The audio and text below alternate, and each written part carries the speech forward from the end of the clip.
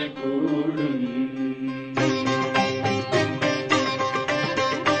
எல்லாம் செயல்கூடும் என்னானை அம்பலத்தே.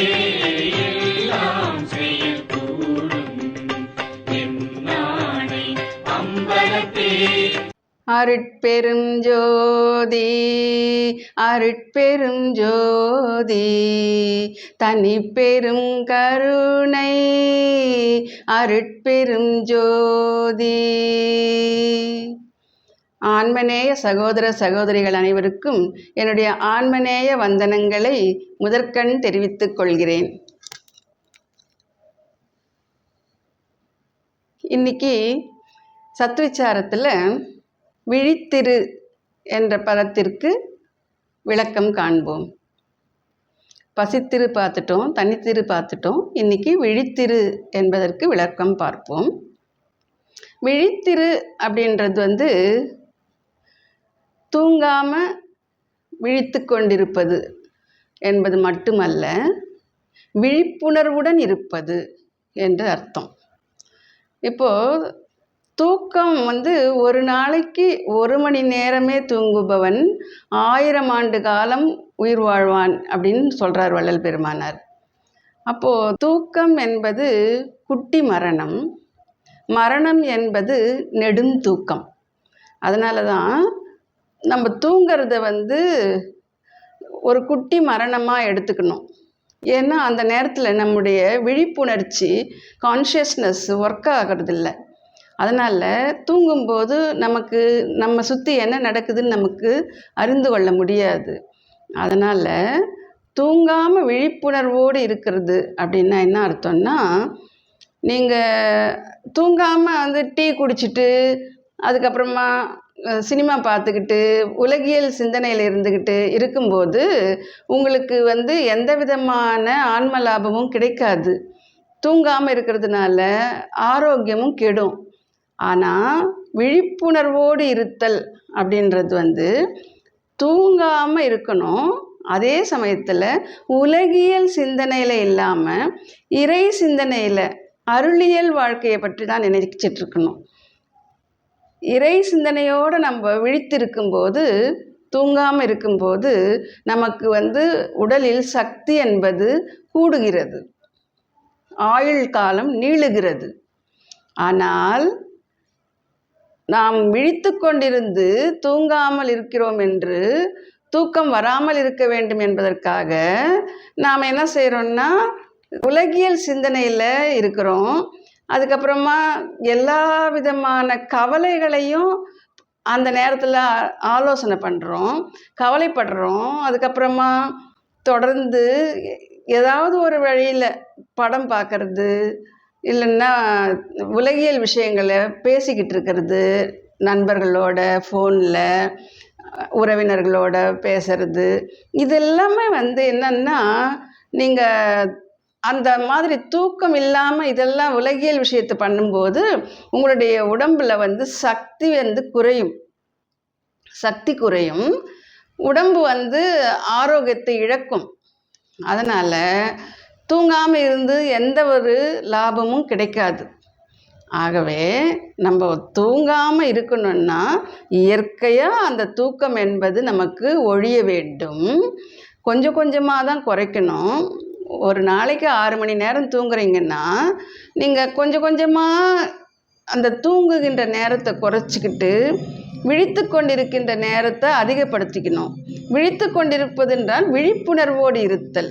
விழிப்புணர்வு என்றால் இறை சிந்தனையை மாத்திரம் நாம் நினைக்கணும். அந்த நேரத்தில் வேறு எந்த விதமான கவலைக்கும் இடமில்லாமல் விழிப்புணர்வோடு இருக்கிறது. அதாவது நம்முடைய சிந்தனையை சிதறவிடாமல் எப்பொழுதும் விழிப்புணர்வோடு இறை சிந்தனையோடு இருத்தல் தான் விழித்திரு அப்படின்னு அர்த்தங்க. அப்போ அந்த மாதிரி விழித்திருந்தால் தான் நமக்கு கண்டிப்பாக இருக்க இருக்க இருக்க ஆன்ம நிலையில் நம்ம உயர்வோம். ஆன்ம நிலைக்கு உயரும்போது நமக்கு ஆன்ம அனுபவங்கள் கிடைக்கும்.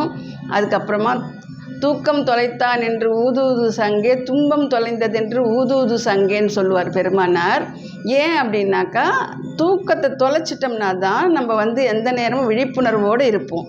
விழிப்புணர்வோடு இருக்கும் பொழுது, இறை சிந்தனையிலேயே இருக்கும்போது என்ன ஆகும்னா, நமக்கு அந்த எனர்ஜி, இறை சக்தி உடம்பில் பரவிக்கிட்டே இருக்குங்க. அப்போ வந்து நமக்கு சக்தி இழப்பு இருக்காது, சக்தி அதிகரிக்கும் உடம்பில். அதே மாதிரி நம்முடைய அறிவுலேயும் தெளிவு உண்டாகும். அதுதாங்க விழித்திருக்கிறது. விழிப்புணர்வோடு விழித்திருத்தல், எந்த விதமான கவனச்சிதறலும் இல்லாமல் ஆண்டவரையே நினைத்து கொண்டு நாம் விழித்திருந்தோமானால் நமக்கு கண்டிப்பாக ஆயுள் கூடும். நம்முடைய முயற்சிகள் அத்தனையும் திருவினையாக்கும். அதனால் நம்ம இன்னிலிருந்து தூக்கத்தை குறைக்கிறதுக்கு முயற்சி பண்ணலாம். கொஞ்சம் கொஞ்சமாக குறைத்துக்கிட்டு வந்து அதுக்கப்புறமா அந்த இயற்கையாகவே அந்த நிலை வரணும். நமக்கு தூக்கத்தை வந்து ஒழிக்கின்ற நிலை வரணும். அதை வந்து நம்ம செயற்கையாக செய்துக்க கூடாது. தூக்கம் வந்தால் தூங்கிடுங்க. ஆனால் நான் கூட தூக்கம் வரும்போது நிறைய தூங்குவேன். ஆனால் என்ன செய்வேன்னா, தூங்கும்போது கடைசியாக நம்ம எந்த நினைவோடு தூக்கத்துக்குள்ளே நுழையிறோமோ அதுவே தான் நம்முடைய ஆழ்மனசில் ஓடிக்கிட்டு இருக்கும். அதுதான் வந்து யோக நித்திரைன்னு சொல்லுவாங்க. அப்போது யோக நித்திரையில் இருக்கிறதுக்காவது நம்ம முயற்சி பண்ணலாம். நம்முடைய ஒளிநெறி டிவி சேனலில் அகவலை வந்து போட்டிருக்கேன். அந்த அகவலை வந்து நான் ரெக்கார்ட் பண்ணும்போது ஒளி பரவுற மாதிரி அந்த ஒளி தியானத்திற்குள்ளே இருந்துக்கிட்டு தான் ரெக்கார்டிங் பண்ணி அதை வந்து அப்லோட் பண்ணியிருக்கேன். அதனால் அதை கேட்டிங்கன்னா கூட, உங்களுக்கு கேட்டுக்கிட்டே நீங்கள் உறக்கத்துக்கு போயிட்டீங்கன்னா கூட ஆழ் மனசில் அந்த ஒளி தியானம் தான் வந்து ஓடிக்கிட்டே இருக்குங்க. அப்போ உங்களுக்கு வந்து ஆச்சரியப்படத்தக்க விதத்தில் சக்தி கூடும். யோக நித்திரையாக அது அமையும். அதனால் யோக நித்திரையை செய்தோம்னா நமக்கு வந்து சக்தி இழப்பு இருக்காது. அந்த ஆழ் மனசில் அந்த விழிப்புணர்வானது உறங்காமல் நமக்கு அந்த நம்ம கடைசியாக கேட்டோம் இல்லையா, அதே உணர்வு தான் ஓடிக்கிட்டே இருக்கும். இது மாதிரியே செய்யலாம். நம்ம வந்து ஒரேடியாக தூக்கத்தை குறைச்சோம்னா நம்மளால் அன்றாட வாழ்வில் நம்முடைய கடமைகளையும் வேலைகளையும் செய்கிறது கஷ்டம். அதனால் யோக நித்திரையை பழகலாம். அதுக்கப்புறம் கொஞ்சம் கொஞ்சமாக தூக்கம் குறைஞ்சி முற்றிலும் தூக்கத்தை ஒழிக்க முடிந்தால் அதை விட பேர் நமக்கு வேறு என்ன இருக்க முடியும்.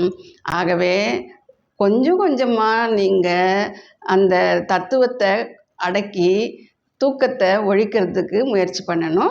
அதுக்கு இறை சிந்தனை மட்டுமே உதவுங்க. ஆனால் தூக்கம் வராமல் இன்சோமினியா இந்த நோயெல்லாம் இருக்கிறவங்க, தூக்கம் வராத நோய் இருக்குது இல்லையா, அவங்களுக்கு எல்லாம் வந்து அதை வந்து ஒரு வரப்பிரசாதமாக மாற்றிக்கலாம். என்னால் தூங்க முடியலையே அப்படின்னு சொல்லிட்டு கவலைப்படுறதை விட அதையே வந்து ஒரு வரமாக மாற்ற முடியும். அந்த நேரத்தில் அவங்களுக்கு தூக்கம் வராது இருக்கும்போது தொடர்ந்து இறை சிந்தனையில் மனதை செலுத்துங்க, கவலையை விட்டுழிங்க. உங்களால் வந்து இறை சிந்தனையில் நிலைக்க முடியலன்னா இந்த மாதிரி அகவல், இது மாதிரி பாடல்கள், பெருமானார் எழுதிய பாடல்களை போட்டுட்டு அதையே தொடர்ந்து கேட்டாங்கன்னா கூட அவங்களுக்கு வந்து அது கேட்டுக்கிட்டே இருந்தாலே போதும். அப்போ வந்து கவனச்சிதறல் இருக்காது. அந்த நேரத்தில் அவங்களுக்கு கண்டிப்பாக அது சக்தியை தான் கொடுக்கும். அதனால் அருளியலில் தான் அவங்க இருக்கிறாங்கன்னு அர்த்தம். அந்த திருவருட்பா பாடல்களை கேட்டுக்கிட்டே இருந்தோம்னா, இல்லை திருவருட்பா புத்தகத்தை படிங்க, இல்லைன்னா பெருமானாருடைய வரலாறை படிங்க. அந்த மாதிரி தூக்கம் வரலன்னா நீங்கள் வந்து கவலையே படாதீங்க. அது ஒரு வரம். தூக்கம் வராமல் இருக்கிறது ஒரு வரம். அதை வந்து நம்ம எப்படி பயன்படுத்திக்கணும்னா, நம்முடைய சிந்தனையை சிதறவிடாமல் விழிப்புணர்வோடு இருந்து இறை சிந்தனையில் ஒருமுகப்படுத்தி நம்ம வந்து அந்த மாதிரியான பாடல்களை கேட்பது, புத்தகங்களை படிப்பது அப்படி இருந்தோம்னாலும் உங்களுக்கு கண்டிப்பாக சக்தி கூடும், ஆரோக்கியம் அதிகரிக்குங்க, நல்ல ஆரோக்கியம் கிடைக்கும். அதனால் நீங்கள் வந்து இதையும் முயற்சி பண்ணுங்கள். தூக்கம் வரலையேன்னு கவலைப்படாமல் இந்த மாதிரி இறை சிந்தனையோடு இருந்து பாருங்கள். அந்த நேரத்தில் கண்டிப்பாக பலன் கிடைக்கும். அதே போல் தூக்கம் வருது, அதிகமாக தூக்கம் வருதுன்னாலும் கவலைப்படாதீங்க. நீங்கள் அதிகமாக தூக்கம் வந்தால் உங்களால் விழித்திருக்க முடியலையா, உடனடியாக படுத்துக்கிட்டு தூங்குங்க. ஆனால் என்னென்னா, இது இறைவனை வந்து மைண்டில் லாக் பண்ணிக்கணும். கண்டிப்பாக அது யோக நித்திரையாக அமைந்து உங்களுக்கு சக்தியை வாரி வழங்குங்க. அருட்பெரும் ஜோதி அருட்பெரும் ஜோதி தனிப்பெரும் கருணை அருட்பெரும் ஜோதி. மீண்டும் சந்திப்போம். எல்லாம் செய்யக்கூடும், எல்லாம் செய்யக்கூடும்.